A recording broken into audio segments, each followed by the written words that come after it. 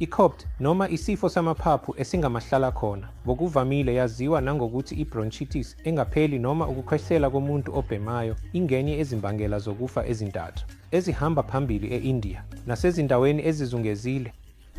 Cishe kunabantu abangaphezu kwezigidi ezingama-50 abahlushwa yi-COPD eNdiya. Futhi isizathu esiyinhloko se-COPD, ukubhema kanye nokuhogela ngokweqile uyazi imvelo noma ukuchayeka emsebenzini ekubhemeni. Ezindaweni zasemakhaya, ikakhulukazi, kubantu besifazane ukuvezwa kumafutha e-biomass, okusho ukuvezwa ekuphekeni nge-oil kungenye ezimbangela ezihamba phambili ze-COPD kubantu besifazane basemakhaya. Izimpawu ze-COPD, ukukhwehlela kanye nephlegm, ukukhwehlela okungapheli kanye nephlegm ehlala isikhathi eside, ukuphelelwa umoya, ukuhefuzela, ukushaywa umlozi esifubeni ngenkathi uphefumula kanye nokuqina kwesifuba noma ukuba nzima.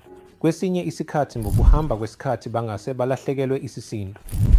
Indlela engcono kakhulu yokuvimbela i-COPD, ukungabhemi noma uma othile ebhema, ukuyeka ukubhema ngokushesha okukhulu.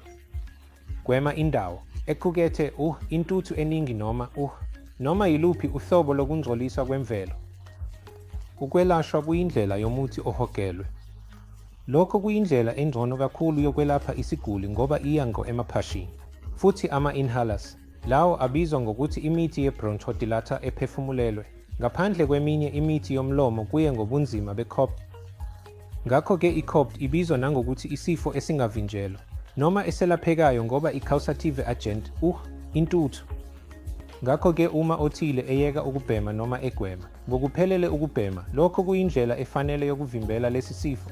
Ngaphandle kwalokho, uma uhlala edolobheni elingcolile, endaweni efanele usebenzisa imaski ukugwema, ukungenisa, izinhlayiya, lokho kungaba kuhle.